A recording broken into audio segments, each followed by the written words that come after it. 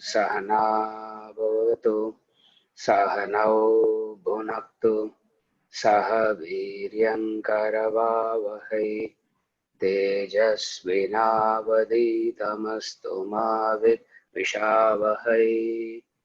Om Shanti Shanti Shanti.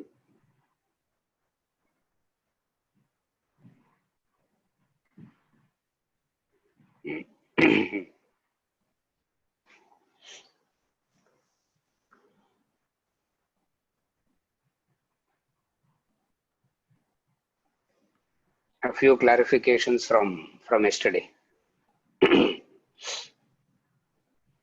What is the difference between yajna and dhana?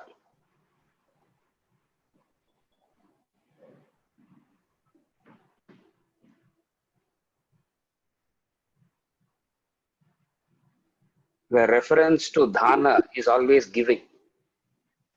Dhana means giving. Yajna specifically refers to a ritual. That is the difference. Dhanam is a general. Dhanam is giving in general. Giving, that's all. You can be, we are not qualifying dhanam as worldly giving, spiritual giving. Allah. There is no spiritual giving as such. Giving, it is worldly. So, dhanam means giving. Yajna means a fire ritual. So, there is a difference. What is the difference between yajna and dhanam?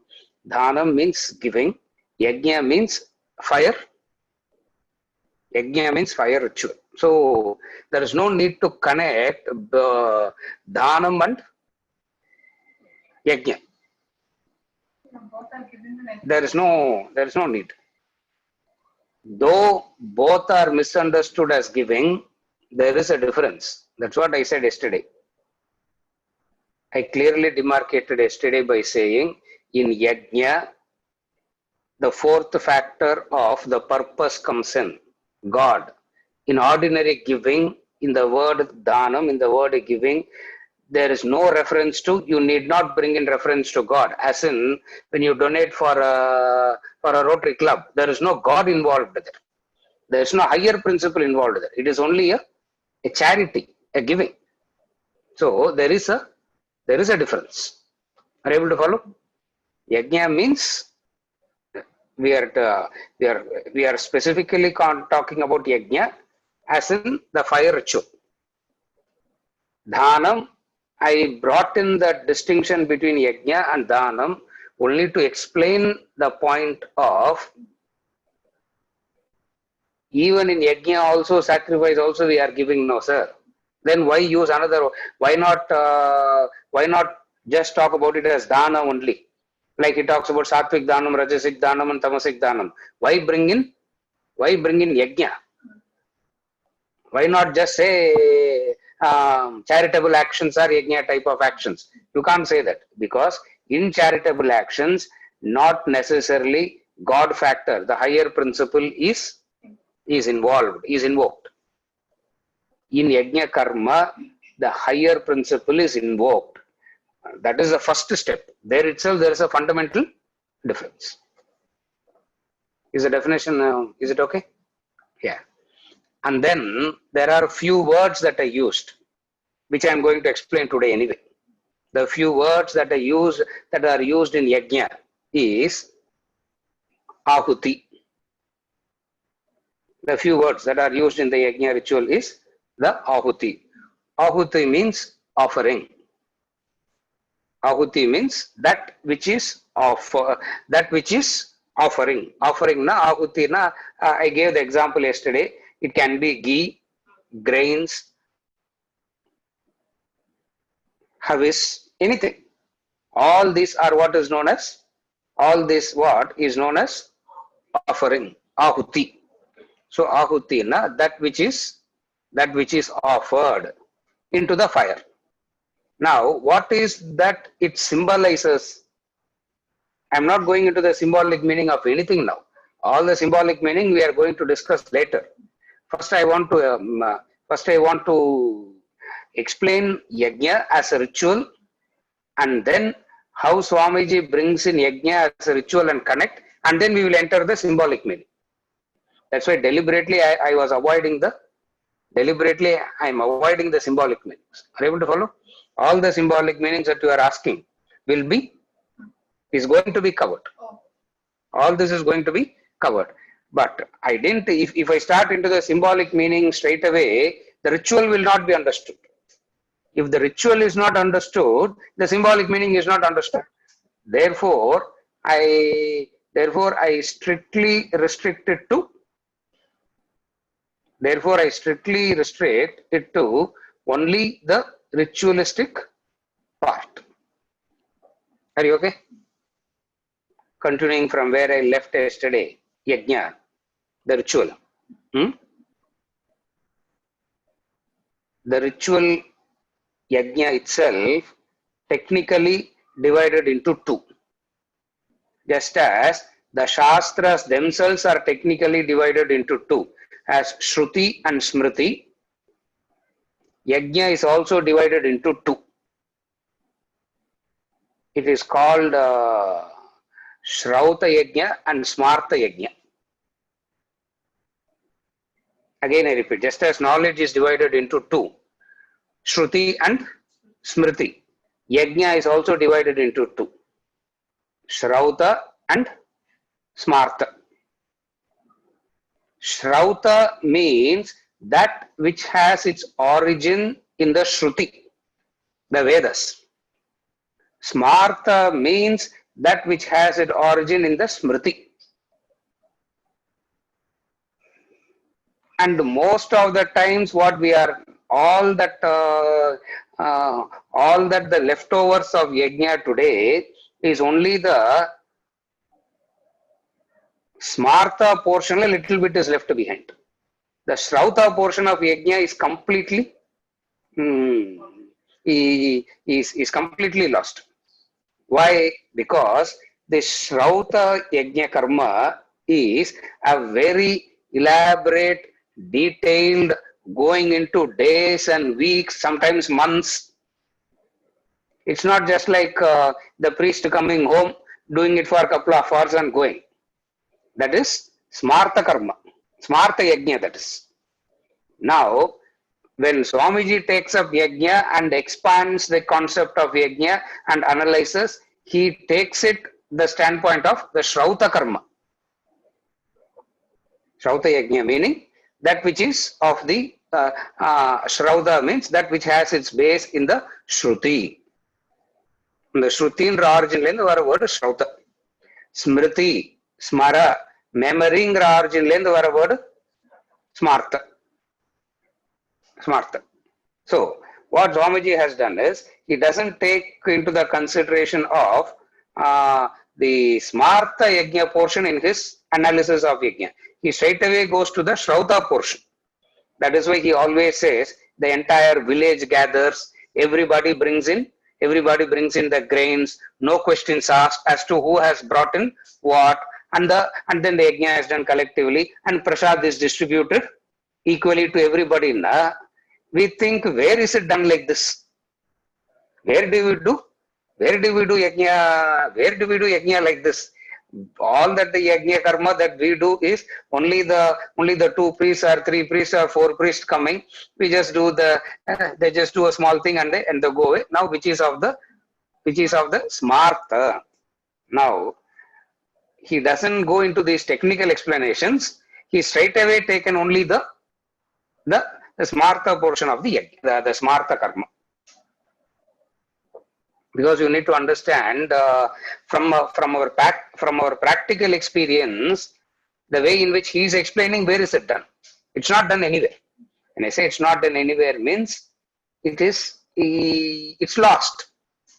It's lost when the temple movement and other philanthropic activities became predominant. The elaborate Shrauta karma got lost. The temple movement, the charity to the charity to the temples, digging wells, those kind of philanthropic activities, when they started becoming more and more predominant, the Shrauta karma started becoming redundant. A time come where today, except in the books, some of the books have this Shrauta Karma in elaborate, in detailed elaboration, we have it in the books. Except in a small, except in a very small portion in a very small community in Andhra Pradesh. Rest of the country doesn't do Shrauta Karma at all nowadays. A small community in Andhra, they are still sticking to it. They still do that.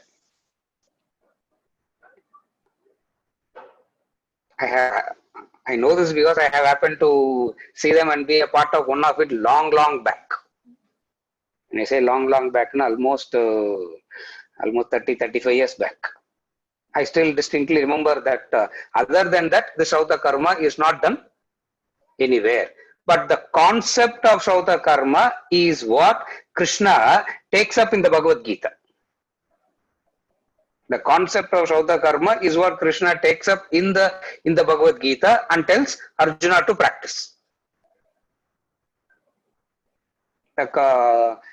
Now you can understand the complexity of the karmas that I spoke about yesterday in relation.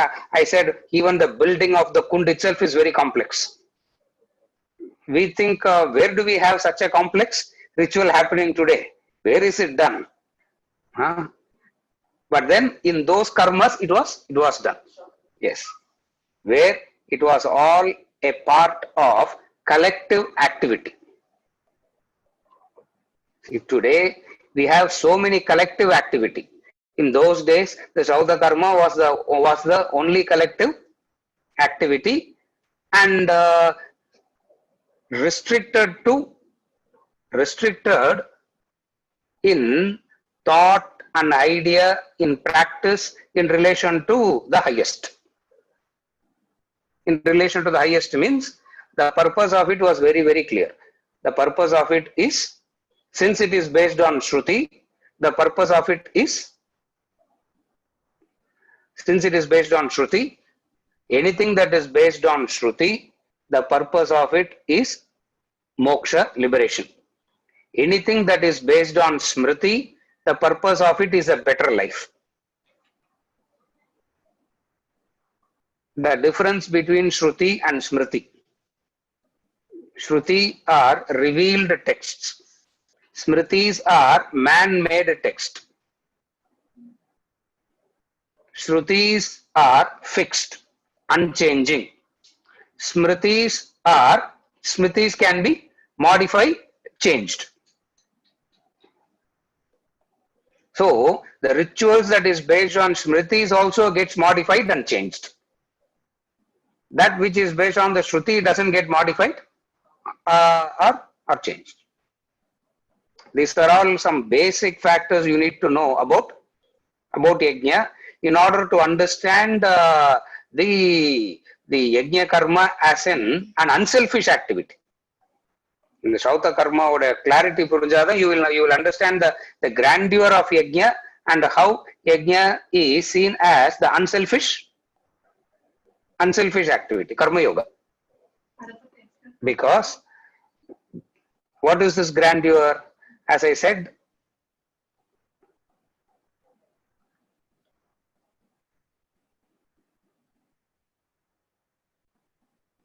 when they fix the starting from the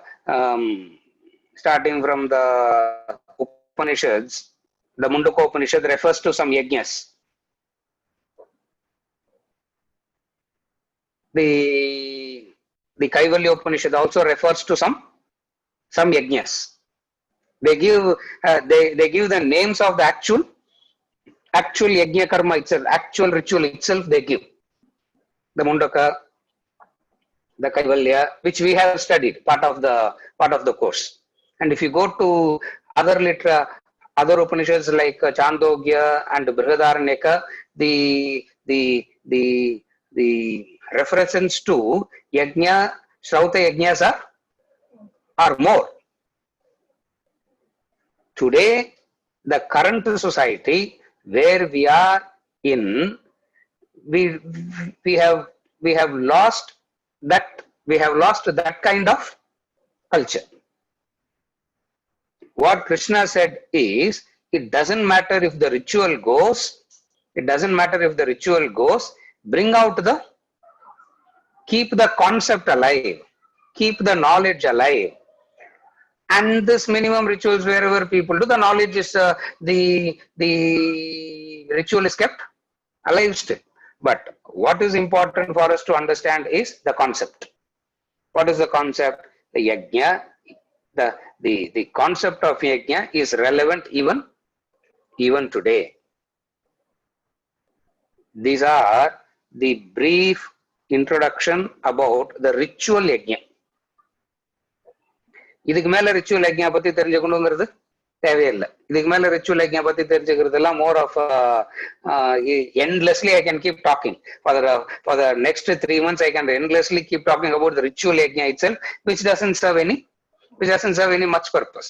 For all practical purposes, we have some minimum idea about the yajna ritual as an enjoined by the Shruti, as the Shrauta, as a Shrauta Yajna.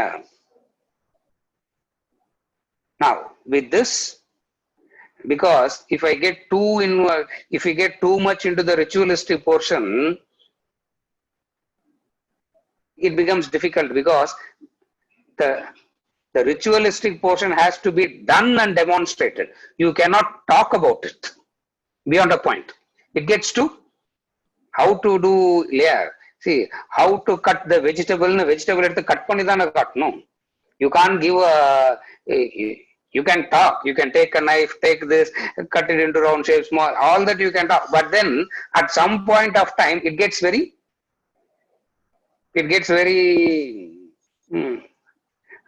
very redundant, unless it is actually demonstrated and shown. Now, we are not interested in knowing yajna in that way. We are not interested in knowing yajna in that way. We need to know the ritual as to some minimum thing, which is what I thought. That introduction is more than enough into the actual ritual part, and quickly go into the actual intended portion of what we are trying to study, as in the 12 yajnas. Is it okay? So with this, I will not go into the ritualistic portion of the yajna a lot. In a ritualistic portion, endless are good. The 16 priests are there, and then there is one chief who will sit and officiate all that. It becomes such a it is so nice to do, but to sit and talk about it has no cannot be done beyond a point, because of this principle. Ritual has to be demonstrated. By demonstration, it was taught in the past. By doing that yajna, by demonstration, it was taught. From this, we are shifting our discussion to the necessity of the ritual. Why necessity of the ritual? Why not just sit and talk and theorize only? For vast majority, it will not work. For the vast majority, it has to be demonstrated in action and shown. Only when it is demonstrated in action and shown, the knowledge itself becomes understandable. Are you able to follow? The knowledge itself becomes understandable only when it is demonstrated and shown. So yajna as a ritual was doing that. By long lapse of time, over a period of time, the rituals lost the Shrauta part and the Kamya part became predominant. The Kamya part means desire-ridden way of doing. Desire-ridden way of doing it.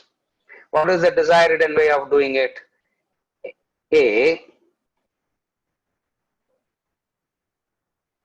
something, you have an access to something higher, nobler, and that access to higher and nobler, one of the byproduct is a happy worldly life also. Over a period of time, what happened? The purpose of moksha got lost, and the worldly purposes became predominant. People started doing it for the worldly purpose. When we say worldly purpose, the worldly purpose of pursuing artha kama. The rituals started, they started using it for their pursuit of artha.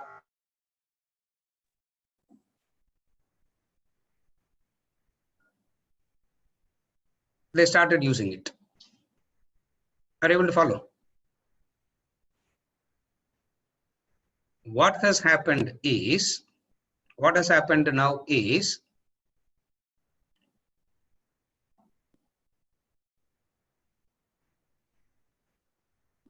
during the time of Arjuna in the Bhagavad Gita, which is also relevant now, there was either a mechanical adherence to the rituals or doing it for a limited purposes. Obviously, Arjuna has done a lot of yajna. One of the most expensive yajna, which is the Rajasuya yajna, they have done already. So they know what that yajna, they know what the ritual is, they know what all goes into, it, the preparation of it, and how much goes into it, and all that. Though having done all this, I have said this many a times, though having done all this, the yajna got over, and it is such a huge elaborate preparation for all this. The yajna got over and everything. That evening they were all sitting and relaxing. I have given the story before, the story of the golden mongoose. They were sitting and relaxing. After the event and all is over, you like to talk about it, no? You like to talk about it and relive it. So they were all sitting and talking about it, reliving it. And what were they reliving? They were reliving who is the Brahma. Brahma means the chief priest. Who is the chief priest? Vyasa himself is the chief priest, assisted by Sukha and others. Assisted by Sukha and others. Such a great galaxy of great men, and Krishna himself, and Krishna himself was present in that yajna. So Yudhishthira developed the pride that nowhere this kind of yajna was done before. As they were having this idea and they were discussing, the golden mongoose came. A mongoose came. Why it's called golden mongoose is because half the body of it is gold. It came straight, it went to the yajna kund. Because on the yajna kundadam prasad is still there. It went and rubbed itself against it, meaning it took the prasad, checked itself, turned back, looked at Yudhishthira and said, this yajna is a total waste, and it went. This yajna is a total waste, and it went. All of them were angry and upset because suddenly this is the pain of knowing the truth about worldly acquisition and all that. You acquire, you have so much of value for all this, and suddenly somebody comes and says, all this is waste, all this is meaningless. The first reaction will be one of irritation at the person. The second reaction will be one of, he doesn't know what he is. Okay. The third one is hurt. Yudhishthira got hurt. And he asked Narada, Yudhishthira got hurt, and he asked Narada, what is it saying? And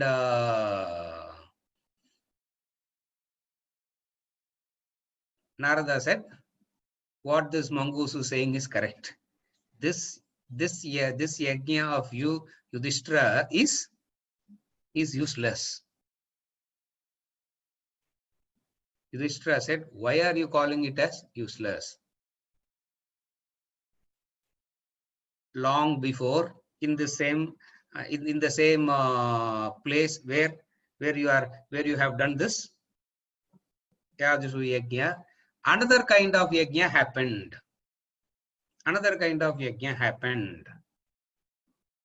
What is that yajna?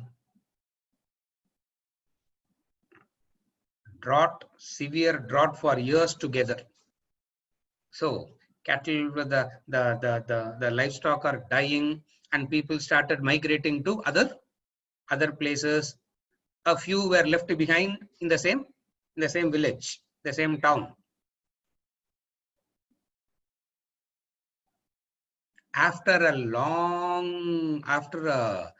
very long time, the Brahmin family, the head of the family, got handful of rice flour, because he goes and says, Bhavati Bhiksham Dehi, Bhavati Bhiksham Dehi, Bhavati Bhiksham Dehi. Who's there to offer? For everybody is dying. Who's going to give to whom? So this man finally got rice flour. So he brought that rice flour home, and then everybody is starving. He brought that rice flour home.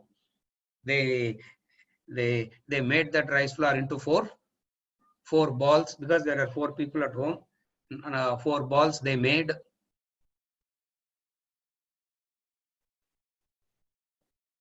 After doing the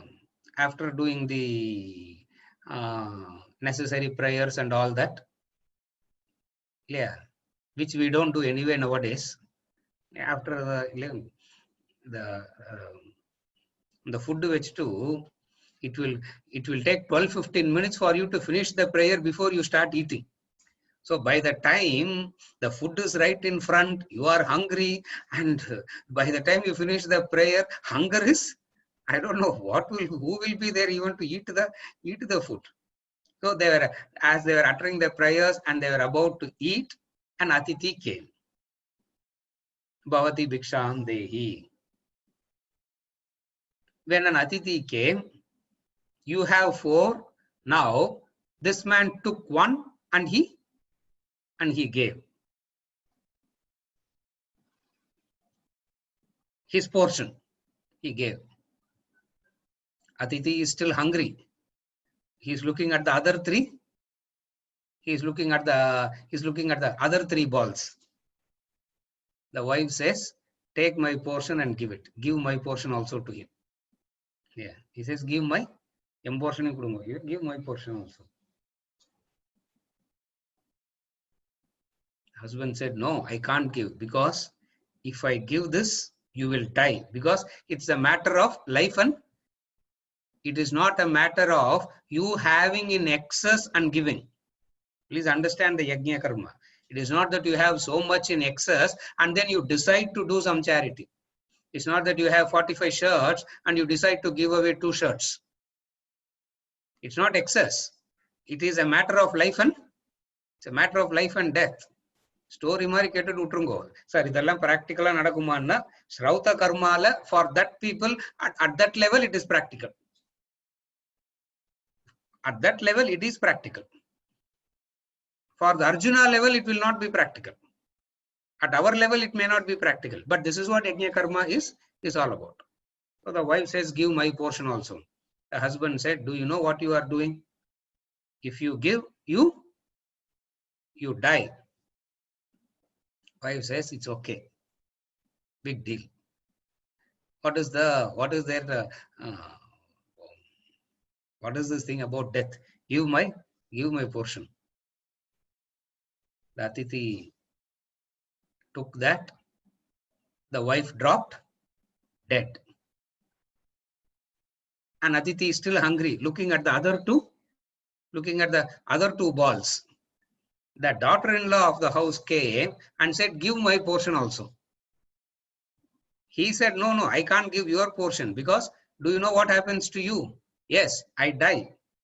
Now, trusting that we will save you and protect you, you got married and came into this family. Now, I can't allow you to die like this.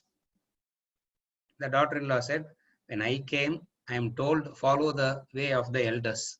What is the way the elder showed me, the mother-in-law? Before people come, lock it and close the cupboard so that nobody knows what we have. She is a different kind of maybe slightly mad case also, we don't know.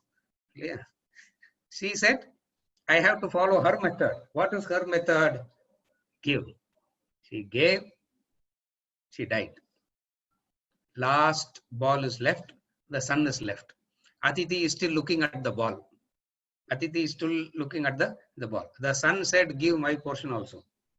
The father said, no, I can't do that. The father said, I can't do this. Why? Because two are already gone.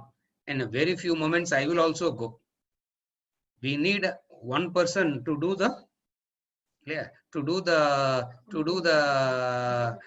Antyeshti, the final rituals.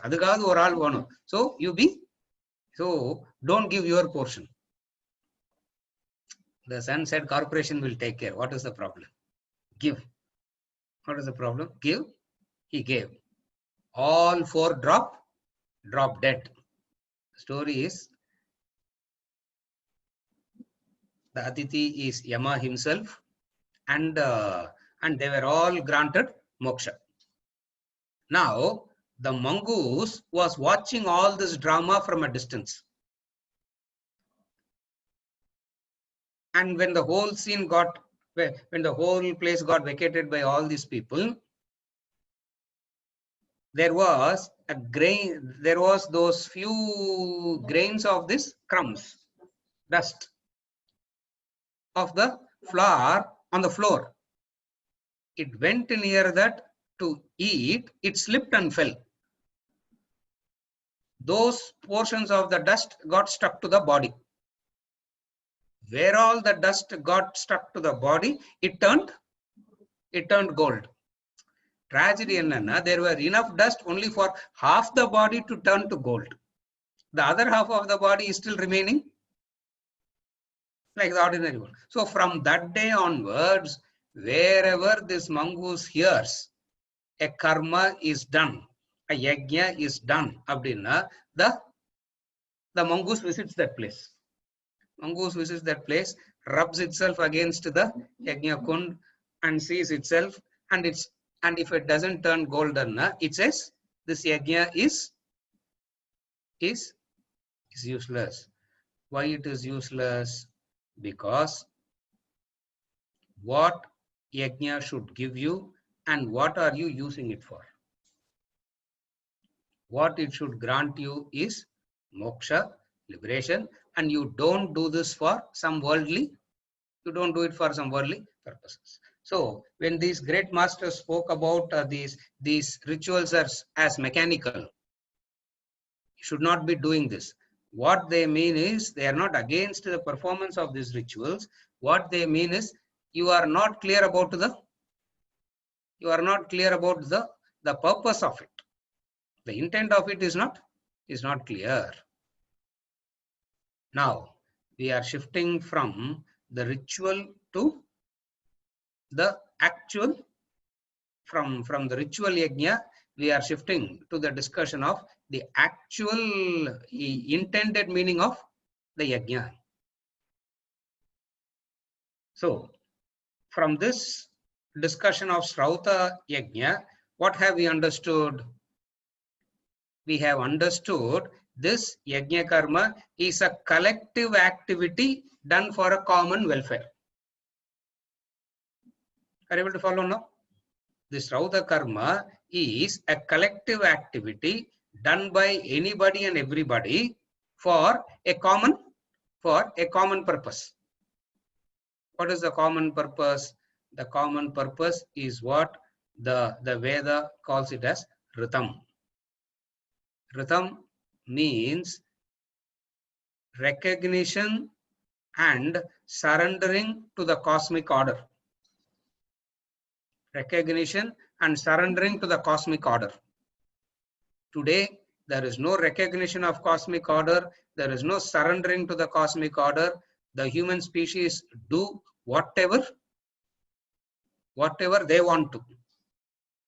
The privilege given to them, the intellect, the privilege that is given to them, the intellect and the choice is completely being used for selfish and self-interest, and is completely used for selfish and self-centered purposes. That is why we say maintaining the cosmic order means, just an example, what we call today as global warming, no? What is this global warming? One species does an activity which is resulting in the destruction of, which is resulting in the destruction of not only themselves but the totality. So what is yajna karma? Yajna karma is recognition of ritam. Ritam means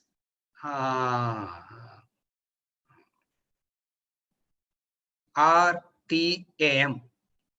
RTAM கிடையாது, அதுக்கு மேல அந்த சான்ஸ்கிரிட் இதெல்லாம் போட்டுக்கணும். ஆருக்கு மேல ஒன்னு போடணும், டீக்கு கீழே ஒரு டாட் வைக்கணும். அப்பதான் you will get the actual pronunciation. Ritam. Ritam means the cosmic order. Recognizing the cosmic order and actions are in line with that. What is this cosmic order?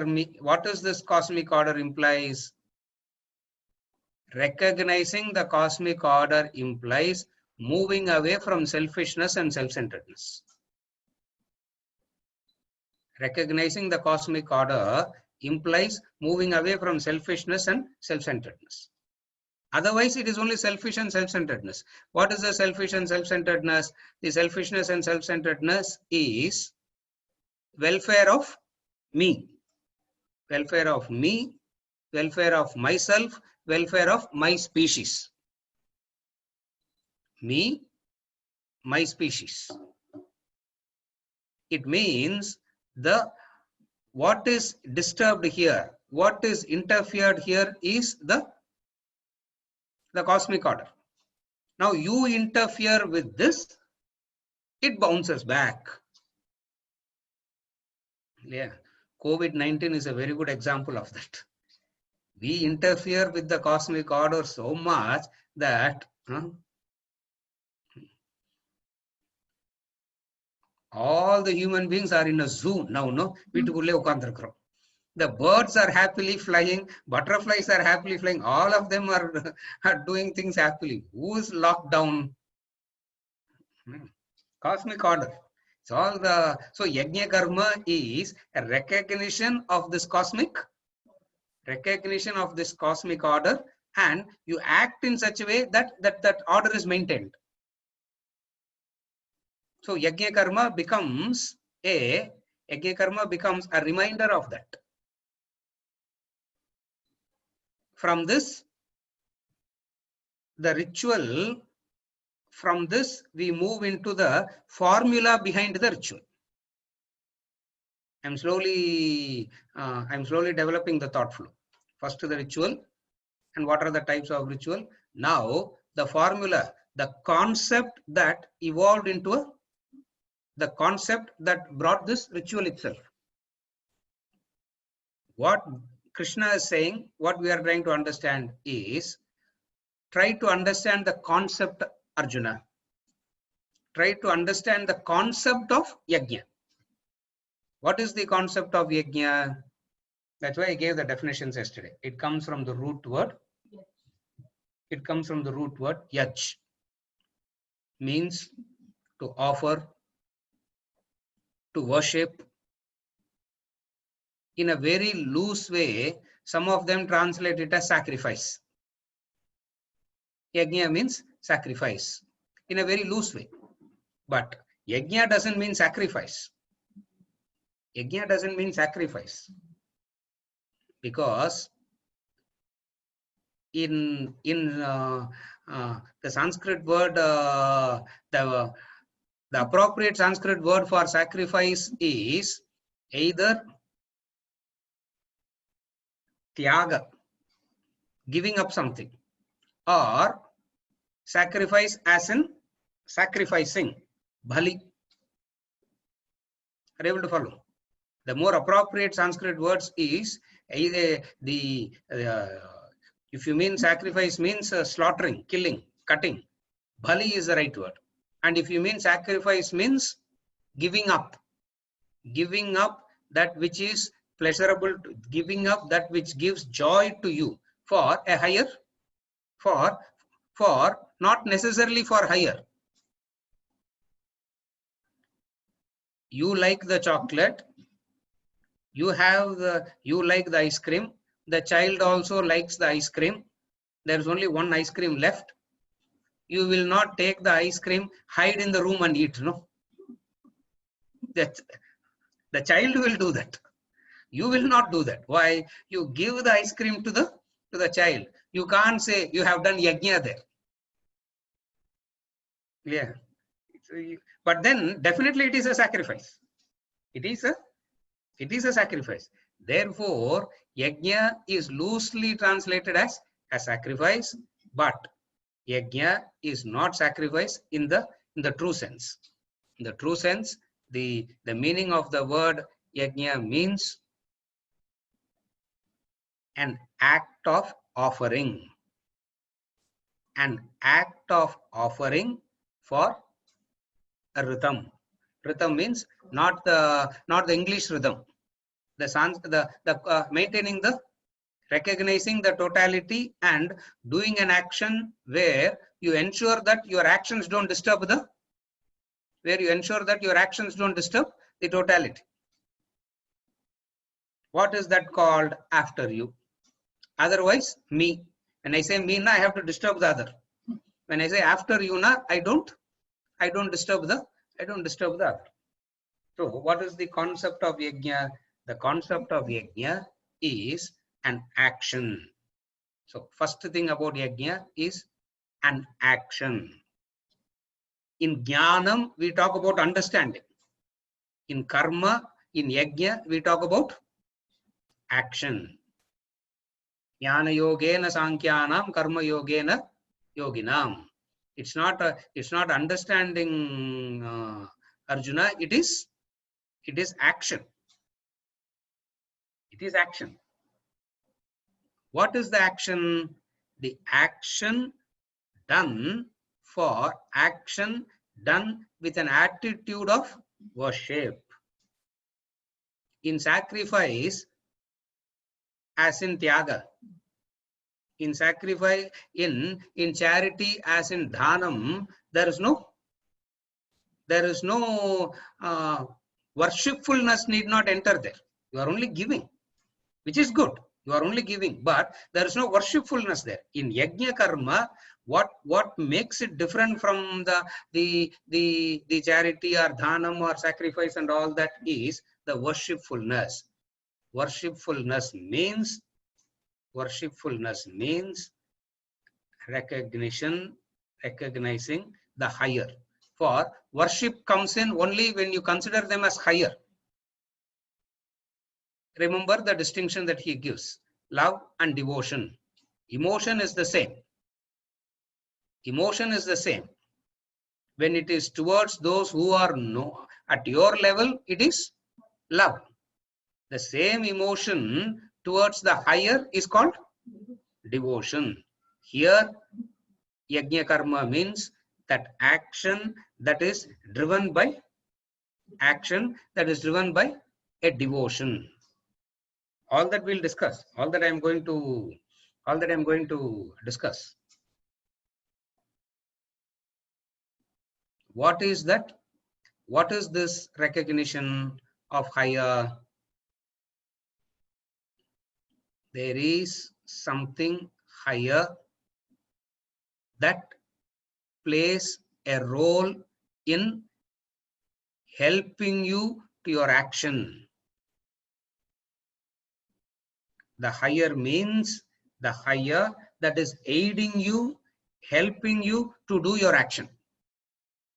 It's not higher as in a witnessing principle sitting somewhere and just watching you.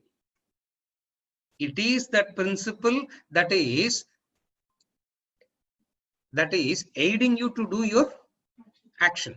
So yajna karma is recognizing that factor. Are you able to follow till now? இங்க எங்கயாவது புரியலன்னா கேளுங்க.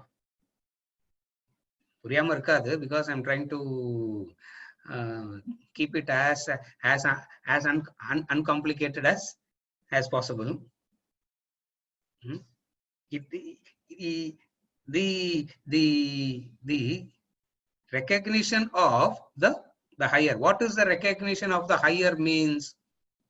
The recognition of the higher means it is the higher that is helping, that is aiding your actions. For without that, you will not be able to do. Without that, you will not be able to do what you are doing. Therefore, your action involves two factors. What are the two factors that involves your action? One is your effort. One is your effort. The other thing is the support that comes to your effort.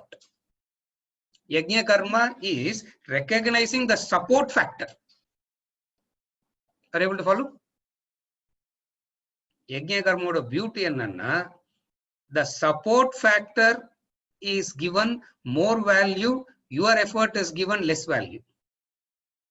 Okay, to put it in a very simple way, a person says, it's all my effort. It's all my effort, sir.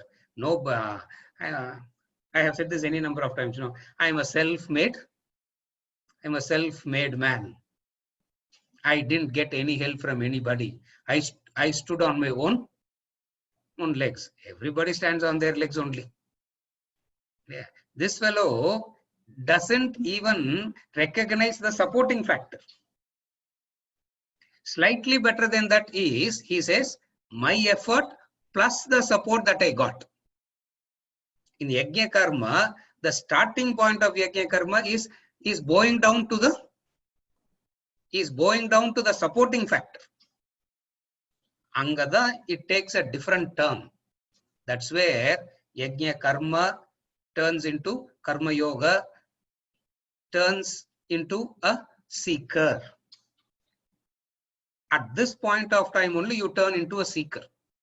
Otherwise, you are a very good social person. What is a very good social person means? I am doing my effort, plus I also, but I am helped by others also, sir. Teamwork, all that. Now here, it's not about the help of the, it's not about the help of the known. The help of the unknown. The help of the unknown, the support of the unknown, the support of the known, plus your effort. Three factors have come in now in yajna karma. The support of the unknown, the support of the known. What is the support of the known? That's why I told you yesterday. What is the support of the known? They worship the grass. They worship everything because they are all the known supporters. So for me to do my action, there is a support that is known. There is a support that is unknown. Drishta support and adrishta support. Drishta support is teamwork. Adrishta support is the cosmic, the totality, which is what collectively we give it a name called Brahman, God, Ishvara. Any name you can give. Are you able to follow? So yajna karma enga vandudrathu?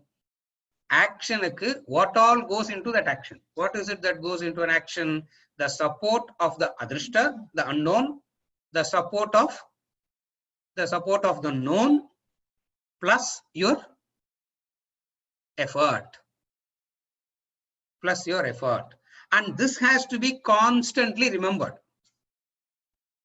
That is why in every action, which is the effort that you put, you say namama.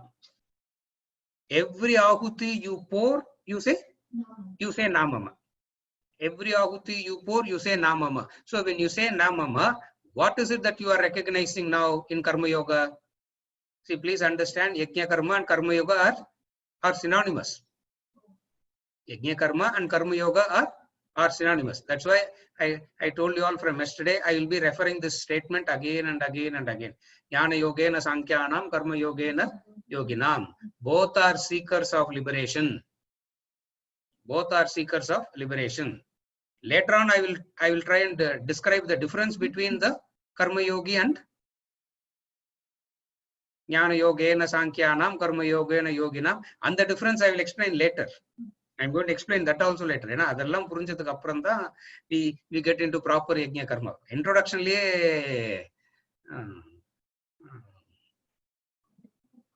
நிறைய time ஆயிடும் போல் இருக்கு. And I'm not going to do a lot of introduction, because when I did my homework,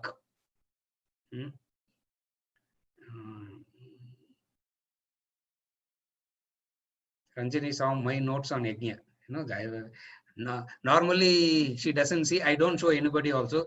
Even if they want to see, I'll tear it also, because by mistake she saw that yesterday, and because I was trying to note something, and I'm very, very poor in this.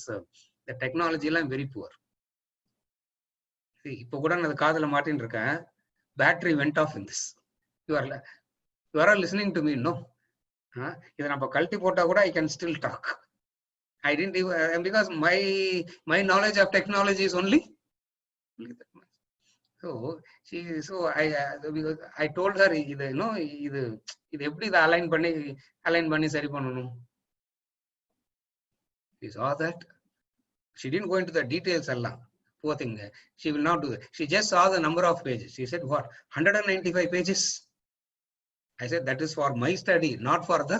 I said, that is for my study, not for the class. I said, class la avvallam sonna.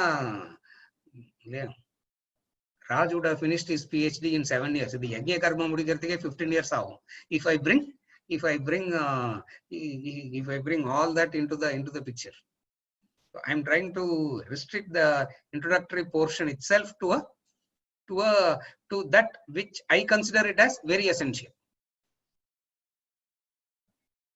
Wherever you are not able to understand or connect, you ask me to clarify, I'll clarify. Are you okay? So where I left is in the Yajna Karma, Jnana Yogena Sankhyanam, Karma Yogena Yoginam, both are seekers of liberation. Both are seekers of liberation. Karma Yogi is not looking for a better life. Karma Yogi is also a seeker of liberation. Jnana Yogi is also a seeker of liberation. The difference is, one is the preliminary stage, preparatory stage. The other is the advanced stage. One is the preparatory practices.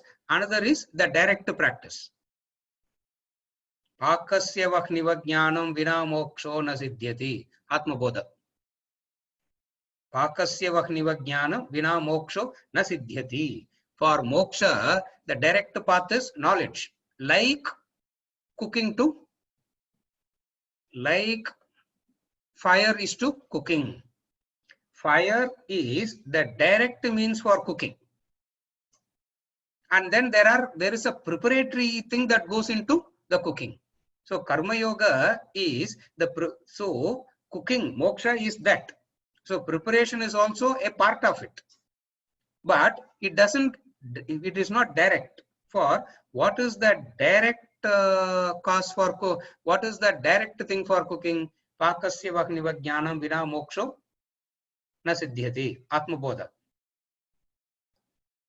In Kaivalya Upanishad, he says, Tyage naike amrtatva manashu. Only through renunciation, everybody achieves, people achieve the highest. Tyage naike amrtatva manashu. The Kaivalya Upanishad. Kathopanishad, all Upanishad says the same thing. In the 15th chapter of the Gita, he says, Ashangasastrena Dridena Chitva. So all talk about the knowledge portion that much. If knowledge portion is spoken about that much, why not we go to knowledge directly? Ella knowledge ku why sit and waste time in this karma yoga, yajna karma? Why do that? Why are you underestimating my capacity? Arjuna's problem is, Arjuna thought Krishna is underestimating his capacity. That's why he said, why are you pushing me into this Gora karma?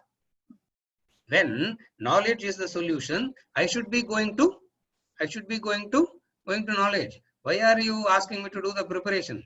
If surgery is going to be the cure, why not cut open straight away? Surgery is the solution, Arjuna, but preparation only there.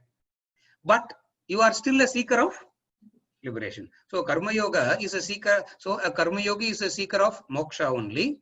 And what does he recognize? He is into action. And in action, what are the factors that he recognizes in action? The factors that he recognizes in action is the adrishta, the unseen comes first in yajna karma. In the opposite of yajna karma, which is selfishness and self-centeredness, my effort only. If I am not there, the whole thing will. So the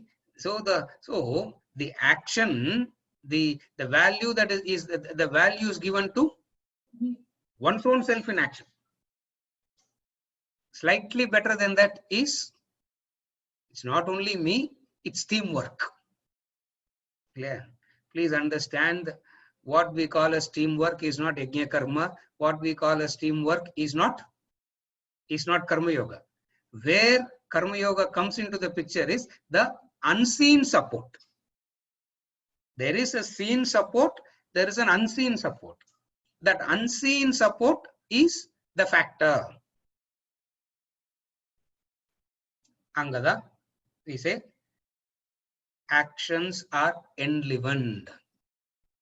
Recognition of the enlivening factor. For that enlivening factor is not there, down the line nothing is possible. Therefore, karma yoga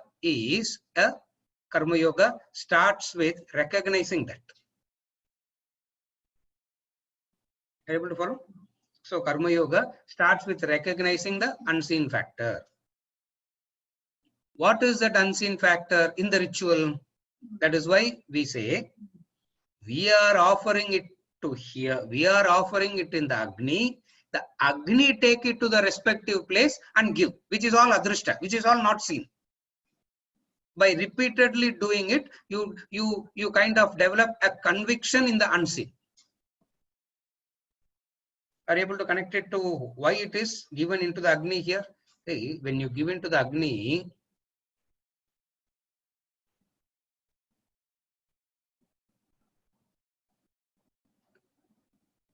what is the conviction? The conviction is Agni. Agni is the carrier. Agni is the messenger. Whatever is given, whatever is offered to Agni, Agni will take it and give it in the respective place. Which is all not seen. You can't see Agni taking and offering it to anybody. Therefore, what happens? Somewhere down the line, what goes out? Somewhere down the line, what goes out? The Shraddha goes out, the conviction goes out.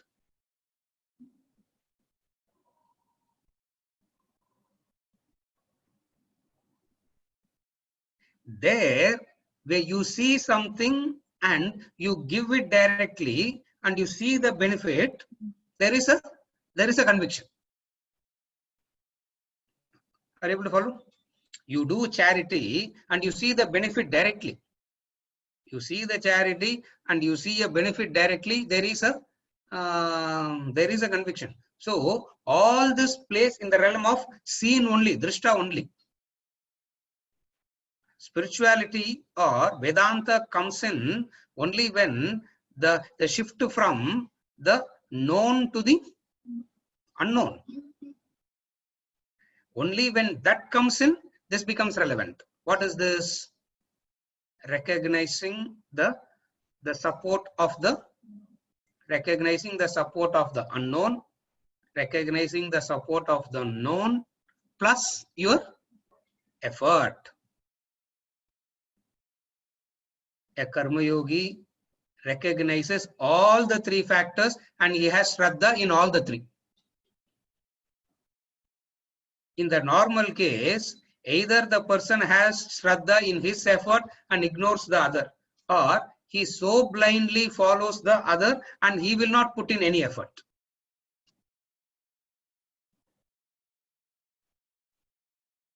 Oh, there is a God, no sir. Aur paathu parilla sir. So why do I have to do? He will take care. Another person say, where is God taking care? Doesn't look like he is not doing anything at all. And also you have said any number of times that he is an enlivening witnessing, is an enlivener and witnesser only. Abdina, he is not going to do anything to do. It means you have to do everything by yourself. We do not know how to connect. We do not know how to connect all this. So yajna karma is a practice of connecting all this. What are the three? The concept of yajna: worship, offering, for maintaining the cosmic order. From the cosmic order now, you see yajna has shifted to a deeper meaning. What is the deeper meaning? It is not just the welfare of the cosmic order, the individual transformation too.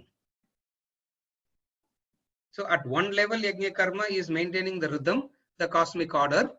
At the deeper layer, yajna karma turns into an individual transformation.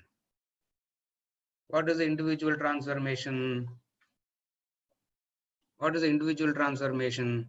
The individual transformation is action is done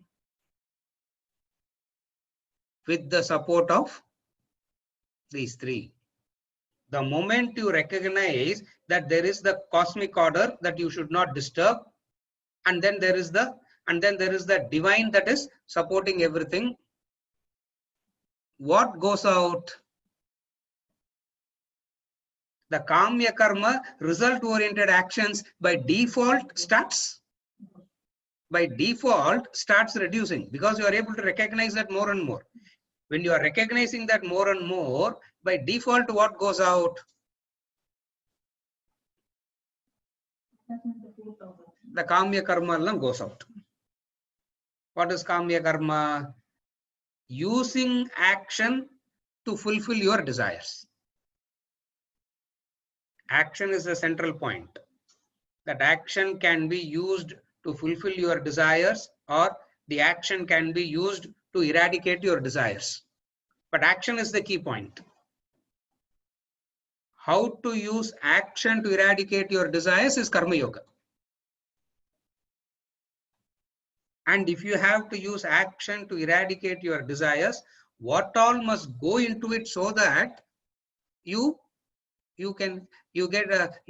eradicate your desires, and in the process of eradicating your desires, you are not that frustrated. Please remember, eradication of desires can be very frustrating.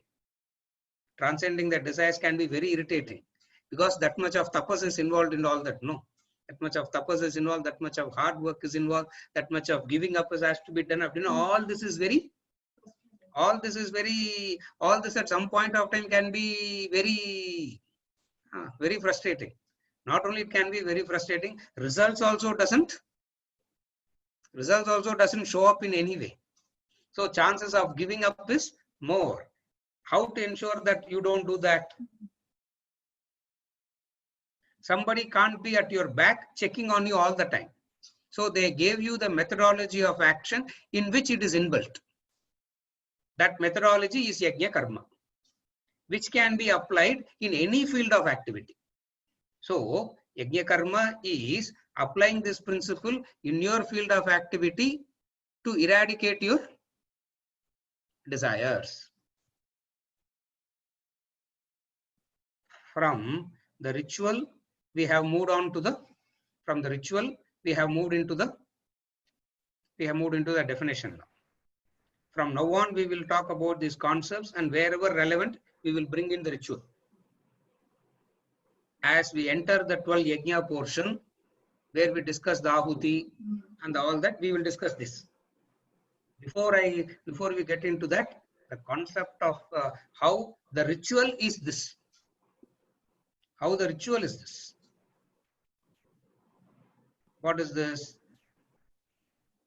The shift in focus. What is the shift in focus? The shift in focus from a happy, better life to moksha. I am not interested in a happy life. I am not interested in making my life better. Modal adu panni vechikurom sir. Apparama we will come to moksha.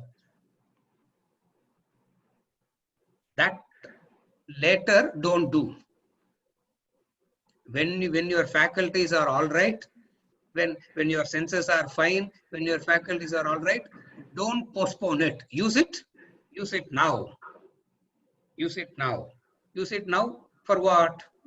For moksha. Just because your goal is moksha doesn't mean you have become a jnani and straight away you will go to moksha. You still need to go through the process. So what is the process? There are 2 stages to moksha. 2 steps towards moksha. What are the 2 steps towards moksha? Jnana yogena sankhyanam, karma yogena yoginam. Krishna spoke about these 2 in chapter 2. That's why in chapter 2, he spoke about the knowledge portion first, which is from verses 11 to 40. And then from 40 to 50, from 40 to 53, 54, he spoke about the karma portion culminating in Sita Prajna. And then in Sita Prajna, he continued with the knowledge portion. So in chapter 2, he gave both. Is the classic Upanishadic style. He gave both the paths. What does both the paths means? Jnana yogena sankhyanam, karma yogena yoginam. Arjuna's problem is like ours. If jnanam is what is going to give moksha, Krishna, we both should go to the forest and sit and do this. Vedanta Academy course pannanum. At least e-learning course avadu pannanum. Why are you asking me to do Yajna Karma Yoga? Why are you asking me to do Karma Yoga? For that's what we should be doing. No. Krishna is saying, no. Don't make these mistakes. What are the mistakes? Don't make this mistake of missing the preparation and going to the surgery table. Even the surgery table has to be prepared. No. Even the OT takes 2.5 hours to prepare. Because it has to be so much. So much of purification has to be, so much of all that has to be done. So preparation needs you need preparation, Arjuna. What is the indication that Arjuna needs preparation? 2 indicators. With contempt, he spoke about action. And he called it as Ghora Karma. Action nale effort, which is painful. On top of it, it is Ghora Karma. Because, please understand, most of us is not in a position to do the Ghora Karma that Arjuna had to do. What is the Ghora Karma that Arjuna had to do? Arjuna had to slaughter his own. Arjuna has to slaughter his own kith and kin. Arjuna has to slaughter his own guru. Arjuna has to slaughter a Bhishma. At least we are not driven to that test. இப்போ விட்டோம்னா அந்த டெஸ்ட்டுக்கு போயிடும் ஒரு காலத்துல. So might as well wake up now and do yajna karma and save yourself. That's the message. So Arjuna's point is, why not go to, if knowledge is the cure, pakasya vajnanam vina moksho na siddhyati abdina, why not go to that directly? Again, why not relinquish the battlefield itself and go there? Krishna is, you can't relinquish, Arjuna. Why you can't relinquish? Because for relinquishing to happen, certain understanding is required, certain preparation is required. What is the understanding and preparation that is required? Recognizing the adrishta. The recognizing the adrishta vandadan conviction in God comes. So recognize the adrishta, recognize the unknown. Recognize the unknown and understand that unknown is that which is guiding your actions. Are you okay till now? And then they go on to say, it's not only guiding your actions, karma pala data. The unknown is that which guides your actions. The unknown is that which decides what fruit you should get. What fruit you should get when.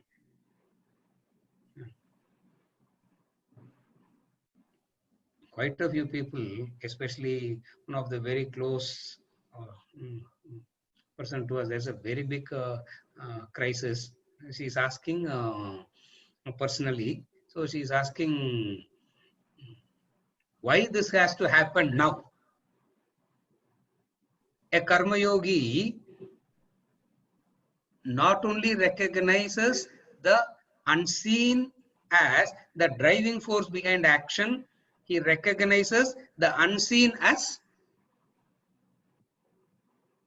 not only he is the enlivener of, not only he is the supporter of action, he is also the karma pala dhata. So in relation to doing, he has developed the attitude of the totality. In relation to the fruit, he has understood the, he has developed the understanding of prasada buddhi. Karma pala data na prasada buddhi. It is a prasada buddhi that recognizes karma pala data. Karma pala data na don't take as though a person sitting there and doing it. It's not a person sitting there and doing it.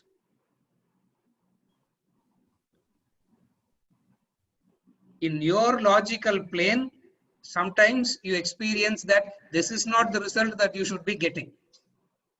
This is not the pala that you should be experiencing. But that is what has come to you, and that's what you need to experience it, face it. Abdinna, what needs to be done? Right understanding is required.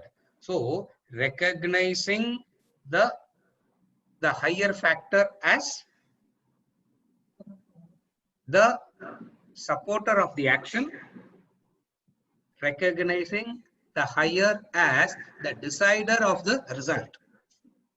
That is why very beautifully in chapter 2, 46-47, karmanyevadikaraste mapaleshu kadachana ma karma pala hetur buhu mate sangosva karmani.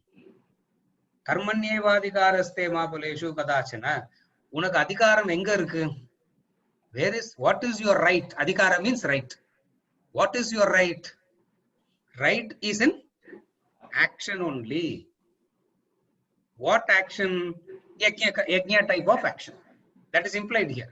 What action? Yajna type of action. In yajna type of action, what will you recognize? Karmani eva adhikaraha ma paleshu kadachana. Recognize that you are the doer, I am the karma pala data. You do the action, I decide the result. Na idu enna sir idu இல்லையா? மெட்ராஸ் லாங்குவேஜ்ல சொல்லணும்னா இல்லையா கணேஷ், சரியான போங்கா இருக்குது இது இல்லையா? Bomb, sir. You do the action, you decide the result. In Yajna Karma, the reality of life is that's how it is. So in Yajna Karma, the person recognizes that. And then what he does, how to bring this attitude in all actions that he does. Having understood this, the next challenge that he faces is how to bring this into all actions. How to bring this into all actions. Third chapter, he connects it in the fourth chapter. In third chapter, 9 to 15, he talks about yajna. 16th verse, he says, if you don't do yajna, what happens to you? And then he stops that, he branches off. Branches off, and comes back in chapter 4, verse 24, and connects. So you need to connect. So in between, so much of preparation is required. What is implied here? So much of preparation is required. Now, what we are going to do is, we are not going to start from verse number 9 and all that. I'm not going to go verse by verse.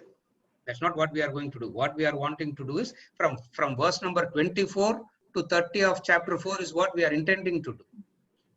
But we can't start with it straight away. I want to do the basic introduction, bring out to the concept, and then connect. Now the connection. What is the connection? There is the supporter of the action. There is the karma pala dhata, and I need to do action with this attitude. I understand this. Next challenge, which is the most challenging thing, is how do I incorporate this in all actions? Because in life, variety of actions I do. Some are repetitive, like brushing the teeth, bathing, repetitive, which you can't avoid. Some actions, the menu you can decide, and in some actions you have a choice. In some actions you don't have a choice. Some you can do, some you may not some you may not do. Some you may say, I'll do it later. So actions are many. The variety of actions are many. In all these actions, how do I bring in this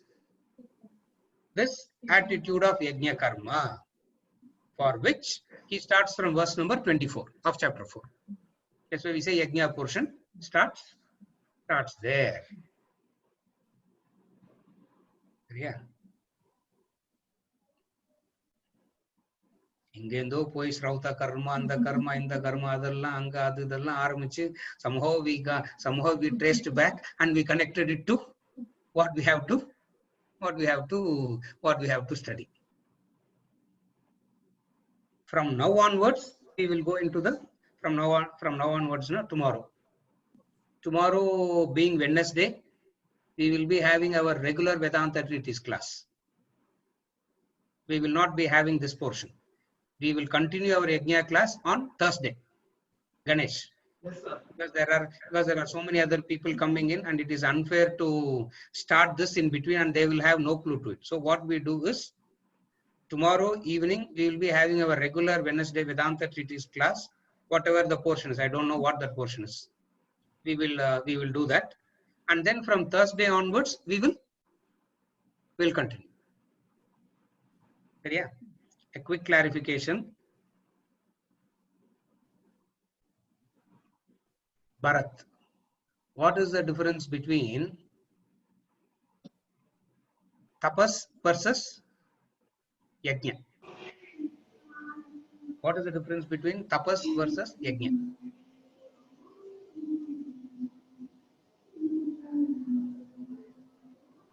Tapas is the method by which yajna is done. They are not different. When you are performing yajna karma, the methodology that you bring in is tapas. So tapas is not different from yajna. Tapas is part of yajna. How do we say that? Tapas means the tapas comes from the root word thapa, thirst. Tapas comes from the root word thapa, means thirst. You can do it, you can look at it in two ways. The tragedy, I won't say the tragedy, the beauty of Sanskrit words are, for each and every word, there are 15 words you can use, 15 meanings you can give. It all depends upon how you, the person using the most appropriate word. Tapas comes from the root word thapa, thirst. A person is thirsty by raga dvesha. He is thirsty to fulfill raga dvesha. He says no to that and try to develop a new tapa. That is tapas by yajna karma. You can, one way of looking at it is like that. Another way of looking at it is the tapa, the thirst for moksha is driving him to do yajna karma. Two ways. When he says no to the thirst of likes and dislikes, it burns him up from inside. You try and say no to raga dvesha, you will know it burns you up from inside. Quickly you want to get back and say yes to that which you have said no. So there are two kind of, so there is a tapa, there is a kind of thirst which is already driving you into action. What is that tapa that is driving you into action? The force of raga dvesha. What is yajna karma? Saying no to that and saying yes to this. Saying no to raga dvesha and saying yes to moksha. And when you say yes to moksha, in the beginning, it will not be that motivating, that inspiring, that much. Because we have not associated with the higher that much. That is why by repeated doing, the tapa develops. Okay. Straight away go for moksha. A karma yogi will find it difficult.